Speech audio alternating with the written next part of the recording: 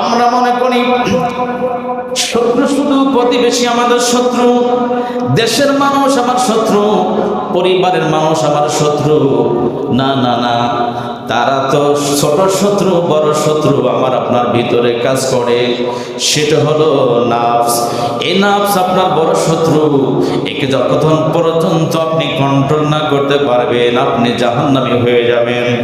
নাফসে আম্মারা এমন একটা বিষয় যেটাকে আপনি কন্ট্রোল না করে যদি আপনি নামাজ আদায় করেন, নামাজ আপনার হবে না, রোজা আপনার হবে না, যাকাত আপনার হবে না, ভালো যত নেক আমল করেন কোনো কিছু হবে না। কারণ নাফসে আম্মারার কাজ হলো আপনার শরীরের ভিতরে অহংকার সৃষ্টি করে দিয়া, গর্ব সৃষ্টি করে দিয়া, কাম সৃষ্টি করে দিয়া, লোভ সৃষ্টি করে দিয়া। নাফসে আম্মারার কাজ হলো খারাপ দিকে নিয়ে যাওয়া। সুতরাং শত্রু কিন্তু বড় শত্রু আমার আপনার ভিতরে লুকায়িত। আমাদের ভিতরেই বড় শত্রু লুকায়িত। কখনো চিন্তা করে দেখেছেন যে আসলে আমাদের ভিতরে শরীরের ভিতরেই আমার শত্রু লুকায়িত? এই শত্রুকে যদি আপনি কন্ট্রোল না করতে পারেন তাহলে জাহান্নামে যেতে হবে।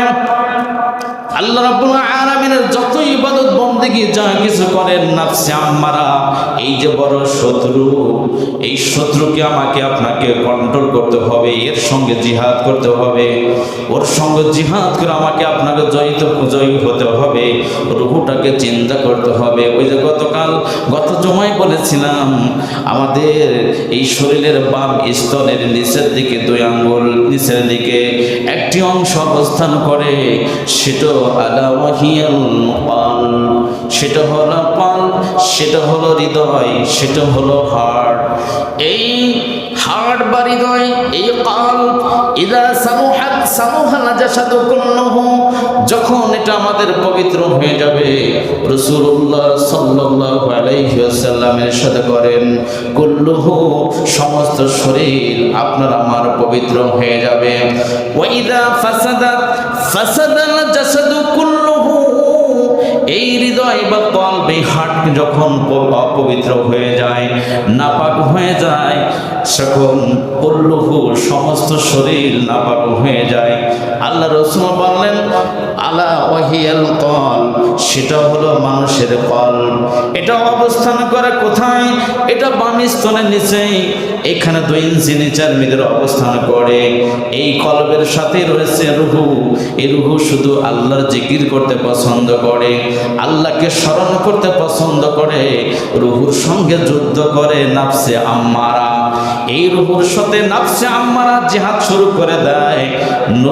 নাফসে আম্মারা যখন জিহাদে জয়ী হয়ে যায়, তখন আমার আপনার শরীরের যত ইবাদত বন্দেগী যা কিছু করি, আল্লাহ পাক বলেন, নাফসে আম্মারা আমার শত্রু, আমার শত্রুর সঙ্গে তুমি জিহাদ করে জয়ী হতে পারলা না। তোমার নামাজ আমি কবুল করব না, তোমার রোজা আমি কবুল করব না, তোমার যাকাত আমি কবুল করব না, তোমার নেক আমল কবুল করব না। তাহলে আপনাদেরকে বলি, নাফসে আম্মারা যেহেতু আল্লাহর শত্রু, নাফসে আম্মারার সঙ্গে আমাদের জিহাদ করার প্রয়োজন আছে কি না?